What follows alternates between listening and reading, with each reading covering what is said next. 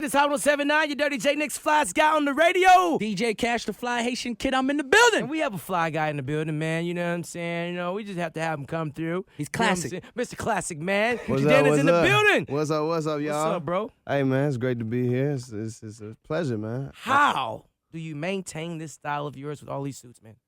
You know, it's not hard, bro. You know, how do you guys shop? I can't shop. I hate shopping. Okay. I can't stand shopping. I don't read no fashion magazines. I don't go to no fashion shows. I don't know nothing about it. I don't know what's cool, honestly. Right. All I do is make my clothes. It's like what Snoop Dogg say, I make my own clothes.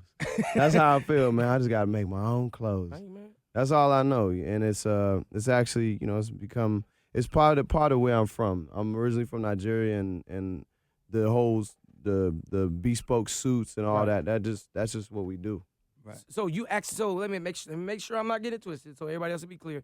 You actually make your clothes, or you don't actually make your clothes? No, well, design. I'm not sitting there stitching it. I got a great and I got a tailor out here in Atlanta. I'm gonna shout out again. That's another 15% off, Joe. That's Joe's Custom Clothier. That's the homie. He's been great, man. He's tailored most of the suits you've ever seen me in. Wow. Or in Nigeria, we call this the up and down. You know, the up and down, just the top and the bottom.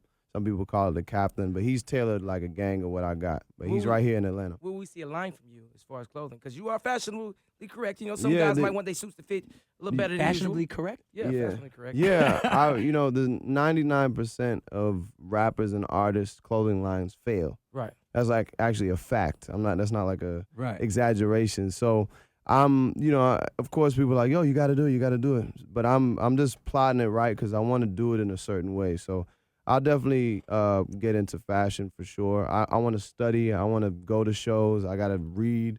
I got to shake a lot of hands, meet the family, the royal families of it. Because I don't want to, I've seen how other people do it, and they run up in there and demand things, or they try to do it on their own and put all their money in it. And it's, you know, so many people who've done this. I don't want to do it the same way. Right. Do you think at any time in your career, or like when people meet you and they see you, does classic man or the style, just because you wear suits, you have a different, you're not that typical, you know, Timberlands and hoodies, does that ever get mistaken for kindness or like or weakness? Oh, I hope it does. That's my whole plan. Yeah, I done planned this out from a while back.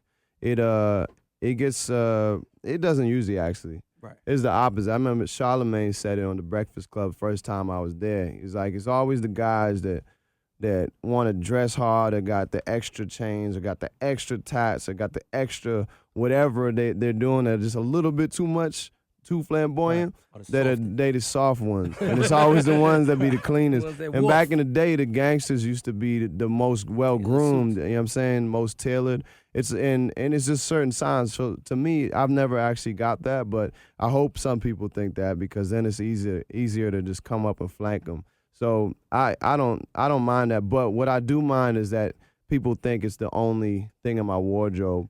Because I definitely wear T-shirts. Right now I got the ones on right here. I definitely got Cinnamon Tims in the closet. I was just talking about bringing them out. I used to live in Boston. Okay. And I went back home for the holidays, visit my mom's. And I was like, I went around all the old homies. I was like, that's when I made the Let Out record with that features Quavo. And I was like, man, I miss this. You know, I miss certain things. I used to be a sneakerhead. Used to? Yeah, and then I had, I had cornrows, I had dreadlocks before, afro. I went through a lot of different changes. Yeah, and it was, so for me right now, I want to show people more than just the three-piece, but I did want to come in the game with a very specific image and cut through, so I didn't have to do a lot of, how many mixtapes I got, how many records you heard before Classic Man? None. Right. I'm like the only dude who went in it with that kind of velocity, you know what I'm saying? So I wanted to have that speed. So I've done that. I'm in here now. I done met the president in 1 year, one song, and so I'm cool with that. But now it's time to show the different layers. Got your nights on lock. Yo, dirty. Everybody bumping on the block. Yo,